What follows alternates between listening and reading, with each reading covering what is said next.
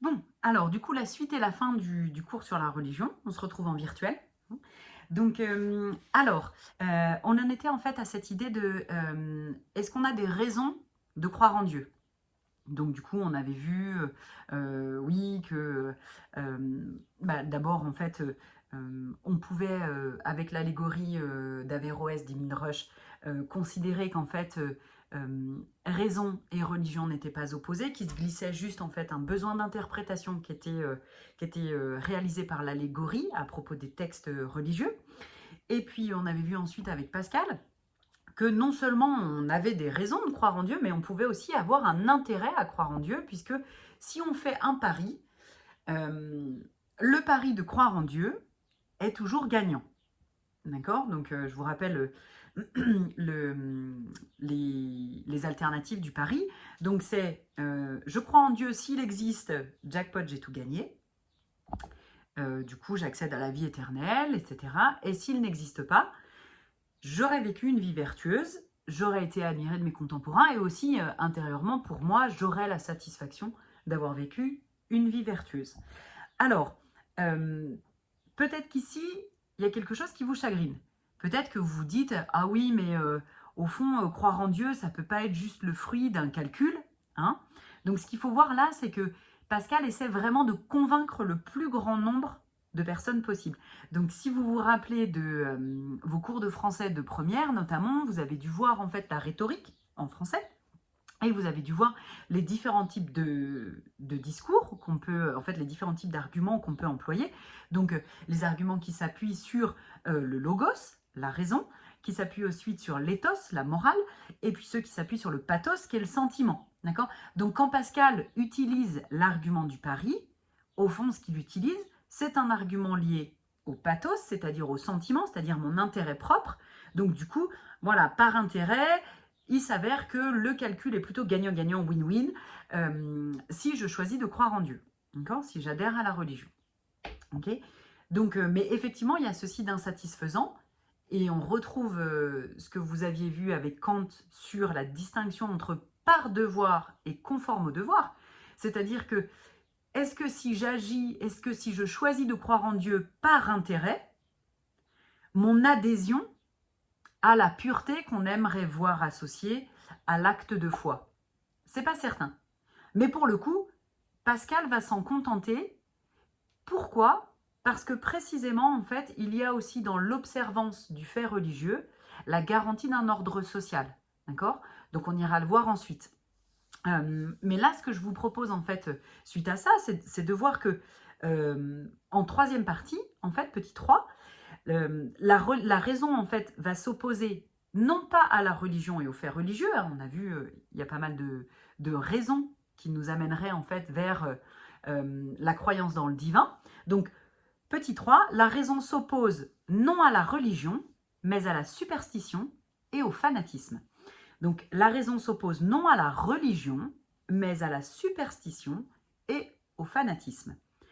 Et c'est bien ça que la religion des Lumières combat, en fait. C'est cette superstition, c'est-à-dire que dans la superstition, alors je vous rappelle, hein, la superstition, c'est en gros, pensez que si vous passez sous une échelle, vous risquerez autre chose que de prendre l'échelle sur la tête, ou que si vous cassez un miroir, vous êtes parti pour 7 ans de malheur.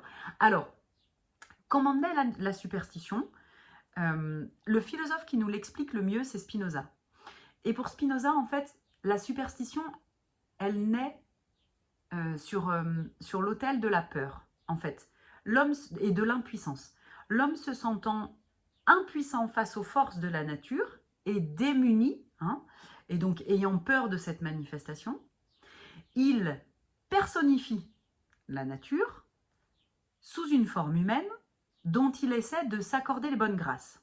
D'accord? Donc en fait, la superstition, c'est une tentative de conserver une maîtrise sur les événements alors qu'on constate notre impuissance. Et comment fait-on?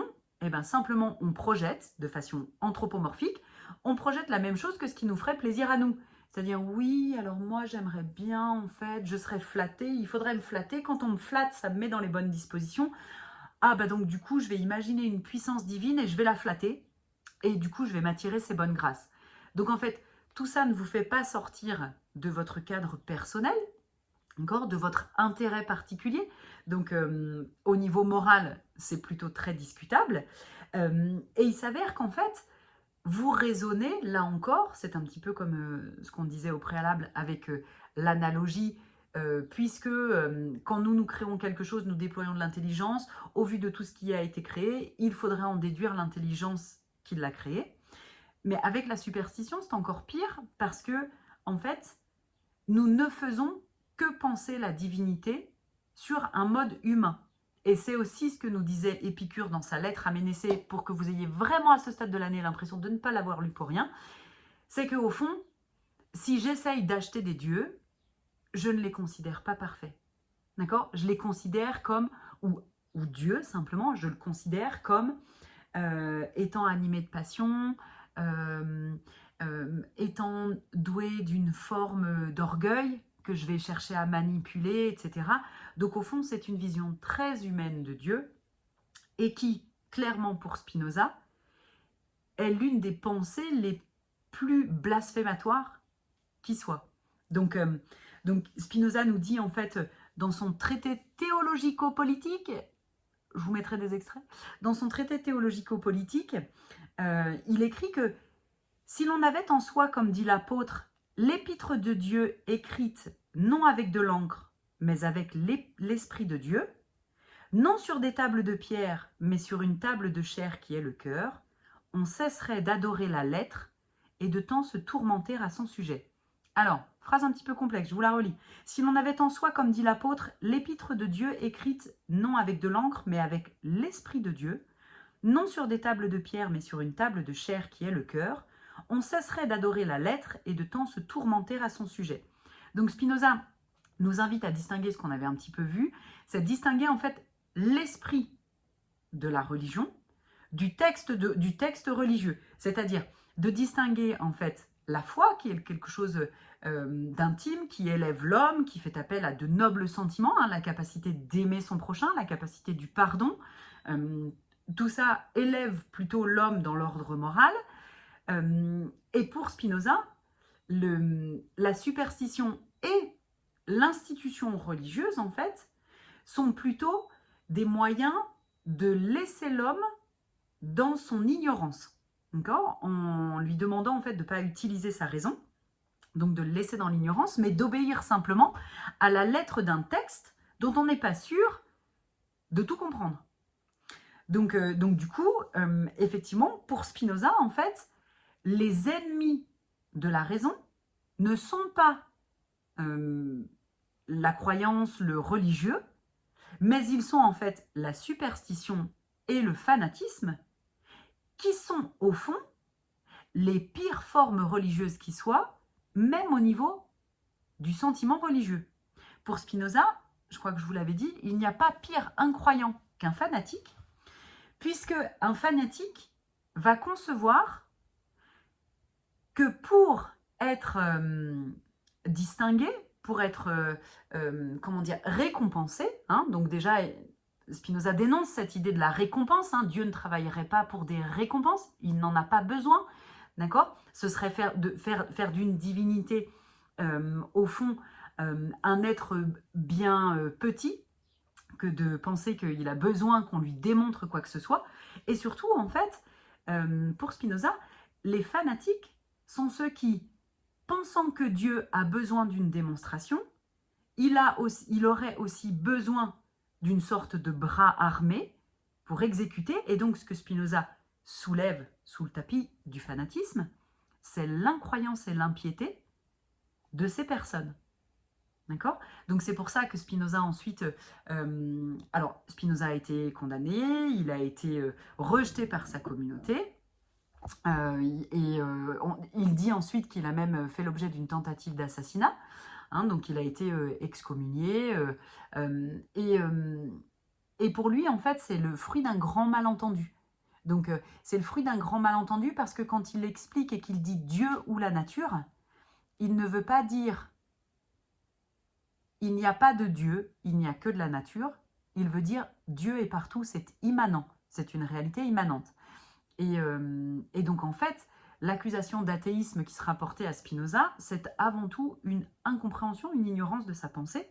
Parce que ce que dénonce Spinoza, c'est le calque anthropomorphique que l'on met sur Dieu. C'est-à-dire qu'au fond, ce que Spinoza pointe très justement, c'est que la conception d'un Dieu qui exigerait des hommes qu'ils accomplissent des actions pour montrer leur foi, c'est une conception d'un Dieu qui serait animé de manque, en fait, qui aurait besoin de preuves.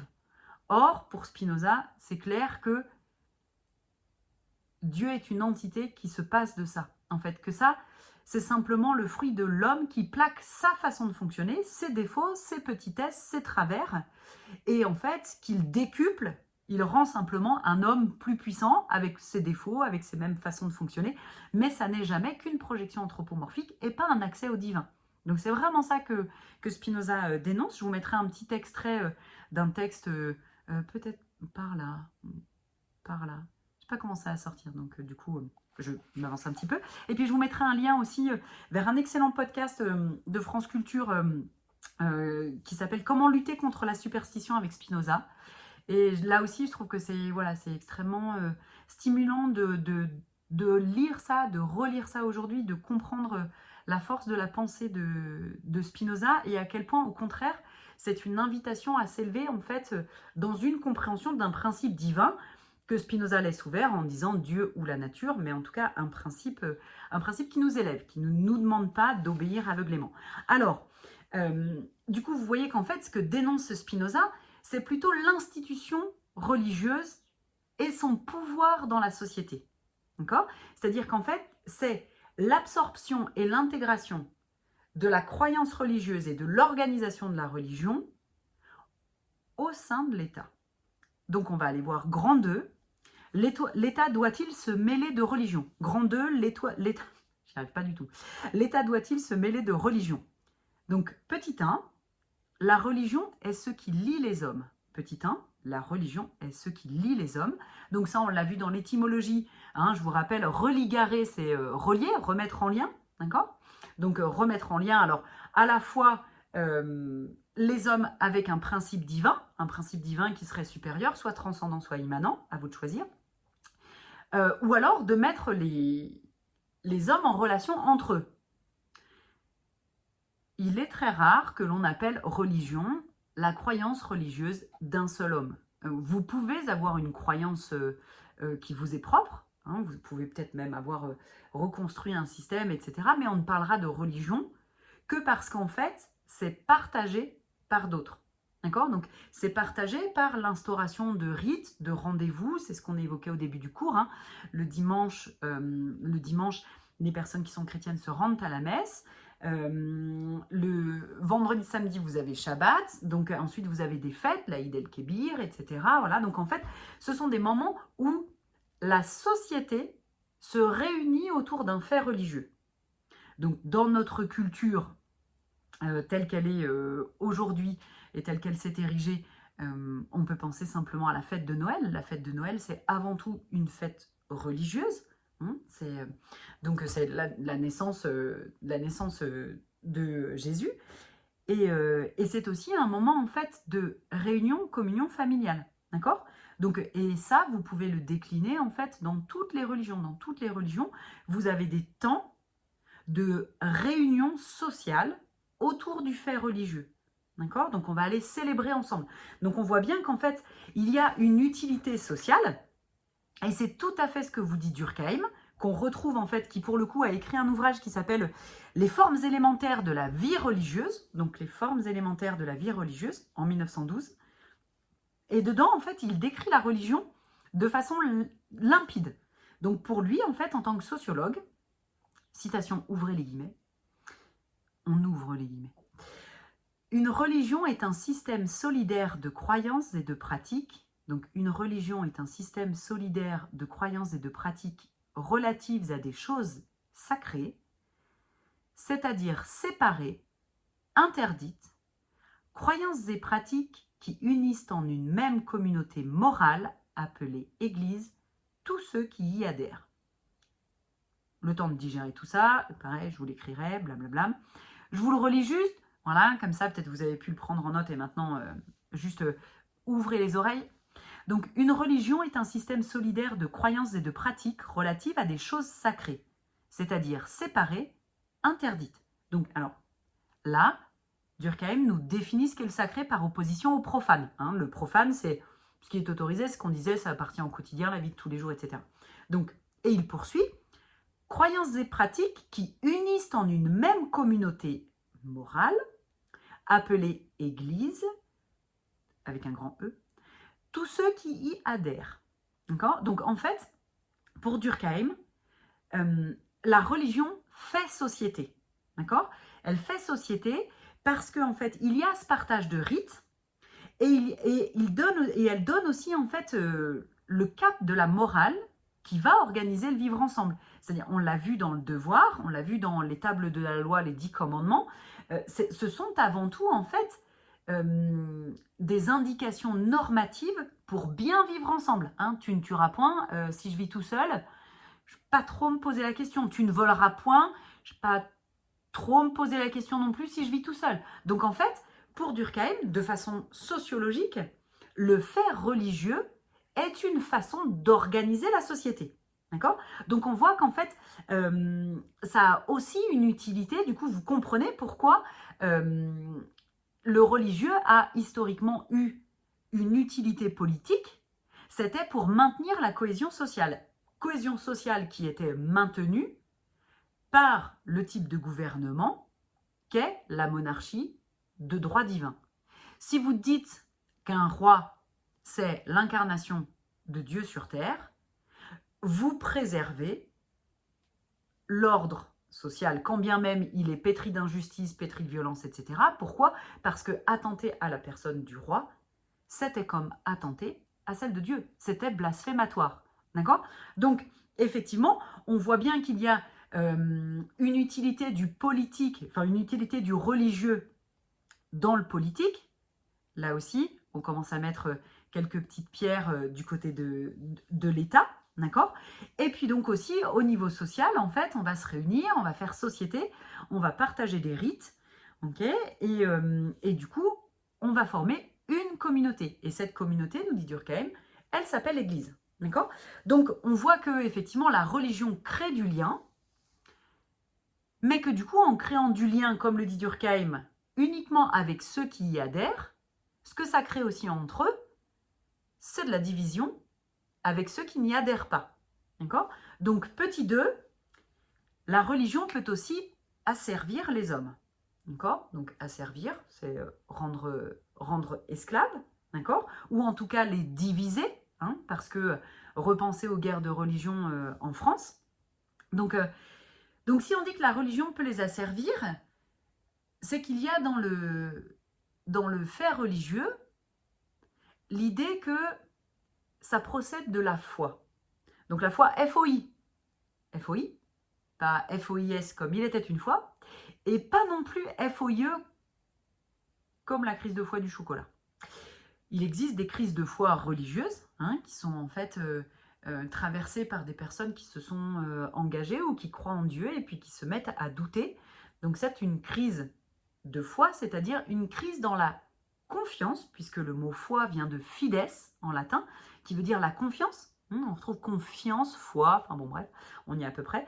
Et la confiance que j'ai dans l'existence de Dieu. D'accord ? Or, il s'avère que si vous regardez bien, la confiance, c'est un principe qui, une fois que vous y adhérez, vous demande d'y obéir aveuglément. D'accord ? Si je vous dis, faites-moi confiance, on va trouver la meilleure solution de se sortir de cet épisode de vie de classe. Si je vous demande de me faire confiance, je vous demande en gros de mettre votre raison de côté et de me suivre aveuglément. D'accord ? Quand je dis aveuglément, repensez, aveuglément, c'est sans la lumière de l'intelligence, de la raison, de l'examen critique que je vais faire dessus. Donc, dans l'histoire religieuse, c'est symbolisé par un épisode que vous connaissez peut-être en fait. Cet épisode, c'est celui dans la Bible, donc dans l'Ancien Testament, c'est celui du sacrifice que Dieu aurait demandé à Abraham, qui lui a demandé donc de lui sacrifier son fils Isaac. Et au fond, la Bible raconte que c'est une épreuve pour mettre à l'épreuve la foi d'Abraham, qui accepte de sacrifier son fils et qui voit son fils épargné au dernier moment par la grâce divine. Donc, ce qu'on peut voir là-dedans, c'est que, donc si on l'utilise comme une allégorie, c'est qu'il y a une demande, encore une fois, d'obéissance et de confiance aveugle. D'accord? Et c'est justement, en fait, ce que va dénoncer Marx. Donc je vous mettrai, vous connaissez sans doute tous la dénonciation de Marx de la religion comme opium du peuple, qui n'est pas toujours comprise d'ailleurs. Ça vaut vraiment la peine que vous alliez lire, extraire le texte, enfin extraire vraiment la phrase huile essentielle de ce texte, parce qu'il est bien plus riche que ce à quoi on le réduit habituellement. Mais ce que va dénoncer Marx, en fait, c'est la motivation dans le fait religieux à préserver l'ordre établi, sous réserve de promettre un paradis et une délivrance ultérieure. C'est-à-dire que pour Marx, en fait, je vais accepter l'injustice qui m'est faite aujourd'hui parce que justement, j'ai la promesse qu'elle sera réparée après ma mort. D'accord? Qu'elle sera réparée par une entité divine après ma mort. Donc, Marx ne dénonce pas simplement, en fait, Marx ne dénonce pas tant la croyance et le fait religieux que comment dire? Je galère un petit peu là. En fait, ce que Marx va dénoncer, c'est la résignation. Voilà, c'est ça, c'est le mot que je cherchais. C'est la résignation. En fait, c'est l'injonction, c'est-à-dire la demande de résignation qu'elle comprend, si on comprend la religion, comme le fait de croire que Dieu orchestrera la justice une fois que les gens seront morts. Pour Marx, ça ne peut être qu'une expression de la classe dominante qui tient en fait à conserver ses privilèges. D'accord ? De la même manière que le roi s'était attribué sa position de droit divin pour conserver sa posture de domination, pour Marx, le religieux interdit la révolution simplement pour préserver en fait ses privilèges, sa classe privilégiée de religieux, etc. Et aussi l'injustice sociale. Dire que la justice divine réparera l'injustice sociale, c'est en creux demander aux gens de ne pas bouger pour changer l'injustice sociale, puisque de toute façon, il suffit d'attendre et Dieu reconnaîtra les siens. D'accord ? C'est une parole religieuse. Donc du coup, en fait, on voit qu'effectivement, dans la façon dont la religion est institutionnalisée, il faut vraiment distinguer la foi, qui est cette adhésion dont nous parle Simone Weil, c'est cette sensation d'amour qui est connectée à l'intelligence, en fait. Donc l'intelligence, j'ai des raisons de croire en Dieu, je vais dire déjà parce que je ne sais pas tout, donc dans cette ignorance, pourquoi dans cette ignorance, il n'y aurait pas du divin? Pourquoi pas?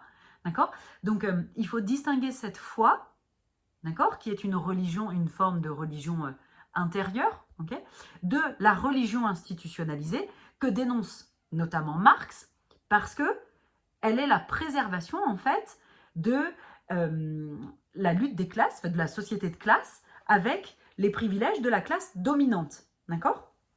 Donc vous voyez que c'est toute la question de la distinction entre l'espoir et l'espérance, d'accord? Quand vous avez de l'espoir, vous avez, tiens, j'ai espoir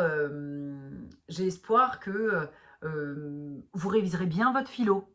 Voilà, donc j'espère un futur probable, ok? Et l'espérance, en fait, l'espérance est au-delà de ça. L'espérance, c'est la possibilité qu'il existe du miracle. Donc on bascule dans l'irrationnel. Et pour en revenir en fait à la critique de Marx, demander à l'homme de se consoler avec de l'irrationnel, c'est lui demander de renoncer à une part de son humanité. Pardon, c'est vraiment la galère. Donc c'est renoncer à une part de son humanité. D'accord ?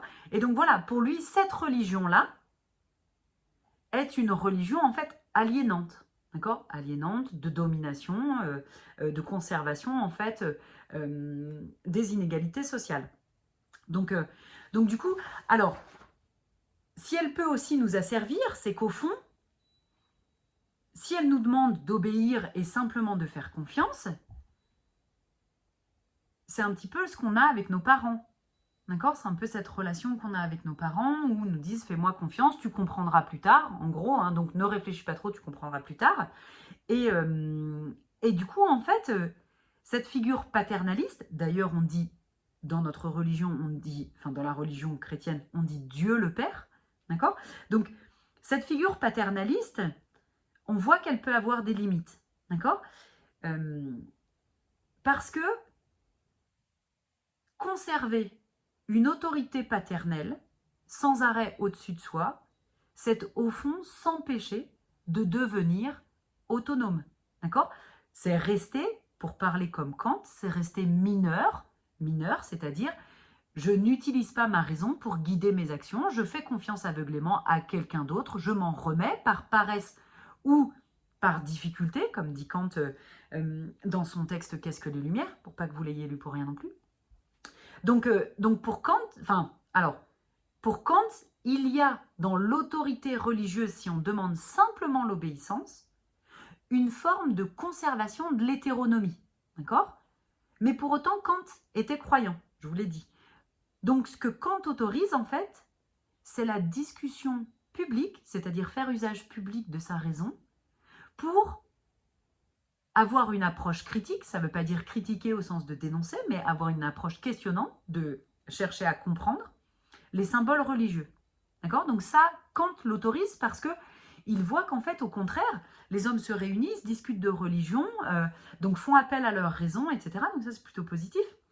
Mais il n'en reste pas moins que si on vous dit juste comme argument « obéis, sinon tu seras puni », d'accord? Ce qui est le mécanisme de l'obéissance qui est parfois vu dans le fait religieux, c'est-à-dire obéis, sinon tu iras en enfer. D'accord? Donc en plus, c'est hypothétique. C'était une sorte d'impératif hypothétique. Si tu fais ça, c'est ça. Donc on est toujours dans le calcul intéressé. Et Freud va nous dire en fait que c'est normal parce que la religion en fait répond comme le père à tout un tas de fissures, de fêlures de la psychologie humaine, du psychisme humain. C'est-à-dire le besoin d'être rassuré. Hein. Vous ne savez pas ce qu'il y a après la mort, ben, vous avez besoin qu'on vous l'explique, donc vous faites appel à Dieu. Le besoin de justice, hein, je ne sais pas me défendre, j'ai un peu la flemme d'essayer de remettre de la justice autant que possible dans ce monde-là, ben, je vais confier ça à quelqu'un plus tard, d'accord? Donc, pour Freud, en fait, la religion n'est pas fausse, mais en fait, elle est le fruit d'une logique du désir, et pas d'une logique de la vérité. Je désire être rassuré, je désire être réconforté, je désire être, payé de retour, d'accord? Si je me suis bien comporté, bah, j'ai envie quand même d'être récompensé, ok? Donc, et ça, Freud nous dit, en fait, c'est simplement l'expression d'un désir. C'est une logique du désir, une logique un peu enfantine, qui nous mène, en fait, à l'acceptation, à la construction de la religion comme réponse à ces désirs, d'accord? À ces désirs. Donc, je vous mettrai, en fait, il y a un texte qui est vraiment clé de Freud sur le fait religieux, ça s'appelle L'avenir d'une illusion. Donc ça a été paru, c'est paru en 1900, dans les années 1910. Donc, et il explique en fait que juste le fait religieux, en fait, tel qu'il est cultivé aujourd'hui, il cultive la position de l'enfant chez l'homme. D'accord? Et donc, il appelle en fait à passer à un principe de réalité qui est celui de l'acceptation de ne pas avoir de réponse, qui est celui de l'acceptation qu'il y ait de l'injustice dans les faits, mais que du coup on se mobilise là, maintenant, tout de suite pour le faire. Donc en fait, c'est frotter le principe, c'est remplacer le principe de plaisir, qui veut être rassuré, etc., qui se mobilise sur des désirs, par le principe de réalité. Voilà, donc je vous mettrai le texte, même chose, si vous pouvez m'en tirer la thèse, et comme ça, on regarde tout ça mercredi. Donc du coup, effectivement, il peut y avoir dans l'institution religieuse, et dans ses travers, puisque elle en a, dans ses travers, une forme d'asservissement de l'homme. D'accord? Donc, Donc en ça, c'est aussi ce qui a fait que le fait religieux est à l'origine d'un certain nombre de guerres entre les États. Hein. Donc du coup, tout ça, nous dit Spinoza, c'est le fruit d'un renoncement à l'usage de sa raison, pour examiner simplement la religion. Et Spinoza est tout à fait d'accord d'ailleurs pour dire qu'en utilisant sa raison, on arrive au fait religieux, on arrive à la religion. Mais du coup, quel est le rapport avec l'État? Est-ce qu'il n'y aurait pas, au fond, un problème à partir du moment où le religieux devient doté d'un pouvoir dans l'organisation politique, dans l'administration de l'État? Donc, je vous propose, je crois qu'on avait mis petit 2 qui pouvait les asservir. Petit 3, l'État doit garantir la tolérance religieuse. Alors, pourquoi on en arrive là? D'abord parce que nous sommes une république fondée sur un principe de laïcité qui n'est pas évident, pas toujours, hein, on l'a vu avec le meurtre de Samuel Paty. Hein. Expliquer la laïcité, c'est pas si simple. Donc je vous mettrai un petit lien qui vous renverra en fait sur l'UMNI. Mais notre République est organisée en fait autour du principe de laïcité, et je rappelle que ce principe est inscrit dans la Constitution française. Donc on ira voir qu'en fait la Constitution, c'est la garantie que l'État français reste bien conforme à ce pourquoi il a été créé. Donc en fait la Constitution, c'est comme une charte qui donne les bases et qui fait que à chaque fois, en fait, on va aller garantir que c'est constitutionnel, c'est-à-dire que ça ne risque pas de mettre en péril l'organisation de l'État à laquelle nous, citoyens, avons participé, avons acquiescé, etc. D'accord? Donc, le principe de laïcité, vous verrez dans la petite vidéo, il y a un petit rappel de la séparation des pouvoirs, d'abord en France. Hein, donc, vous verrez le fait de la séparation des 3 pouvoirs. Alors, on l'attribue à Montesquieu. En général, c'est lui qui l'a théorisé, effectivement, dans l'esprit des lois. Mais c'est une idée plus ancienne. Et en fait, vous verrez avec ce principe de laïcité qu'il s'est en fait inscrit dans l'histoire de la Constitution. Donc, d'abord, dès la Déclaration des droits de l'homme et du citoyen, hein, avec une liberté de culte. D'accord ? Nul ne doit être inquiété pour son culte, pour le culte qu'il a choisi, puisqu'on estime qu'en fait, l'État organise le public et que la religion est ce qui relève du privé. D'accord ? Donc, on sépare, et du coup, effectivement, ce faisant, on organise pour éviter que la religion ne devienne en fait une cause de guerre civile, de conflits, de choses comme ça. Donc, on segmente, ok ? Et puis, on verra qu'on retrouve aussi ce principe de laïcité dans la loi de séparation de l'Église et de l'État, des Églises et de l'État d'ailleurs, de 1905. Et en fait, ce principe de laïcité, c'est aussi ce qui garantit l'exercice de la religion par chacun. D'accord ? Donc en fait, l'État doit garantir la tolérance religieuse, c'est-à-dire qu'il ne doit pas s'ingérer, il n'y a pas d'ingérence en fait dans le fait religieux. Puisque, comme le démontre Locke, en fait, il serait stupide de chercher à ce que quelque chose qui relève de la foi, c'est-à-dire du recueillement de quelque chose d'intime, croire ou ne pas croire en Dieu, c'est intime, c'est personnel, d'accord ? Pensez que vous pouvez obliger quelqu'un à avoir ce mouvement-là. Ben, c'est absolument irrationnel. En fait, c'est absolument irrationnel, c'est despotique, c'est tyrannique. Ou alors, c'est obliger les hommes à vivre dans le mensonge. Donc, comme nous dit Pierre Bayle, excellente source pour le religieux, philosophe humaniste, qui fut avec Spinoza en fait et John Locke, l'un des grands défenseurs de la tolérance religieuse. Pierre Bayle observe que la tolérance religieuse, contrairement à ce qu'on pourrait croire, c'est ce qui garantit la stabilité d'un État. Parce que comme il l'observe, en fait, donc il parle de la doxa, qui dit que oui, mais en général, l'État craint d'autoriser les différentes religions comme si ça allait saper son socle de stabilité. Or, ce que nous dit Pierre Bayle, c'est que si vous n'autorisez pas la liberté de culte, alors vous créez en fait des foyers, de division sociale qui, à coup sûr, amènent plutôt au conflit, à la guerre civile. D'accord? Donc pour Bayle, en fait, la seule solution pour l'État, s'il ne souhaite pas se mettre en danger, c'est d'autoriser la liberté de culte, c'est-à-dire d'instaurer la tolérance religieuse. D'accord? C'est à la fois pragmatique et en même temps c'est humaniste. Et du coup, tout ça pour vous dire, en fait, que peut-être là vous êtes en train de réfléchir en vous disant oui, mais est-ce qu'on peut vraiment tolérer toutes les religions, tout ça? Est-ce que du coup, certaines religions qui prennent des formes extrémistes, faut-il les tolérer aussi? C'est une très bonne question. C'est une très bonne question que s'est posée Karl Popper, qu'on a déjà vu, mais pour la falsifiabilité dans la science. Et Karl Popper, en fait, donc il écrit un ouvrage qui s'appelle « La société ouverte et ses ennemis ». Donc la société ouverte et ses ennemis, et il l'écrit en fait pendant les montées des totalitarismes. D'accord? Donc pendant les montées des fascismes et des totalitarismes.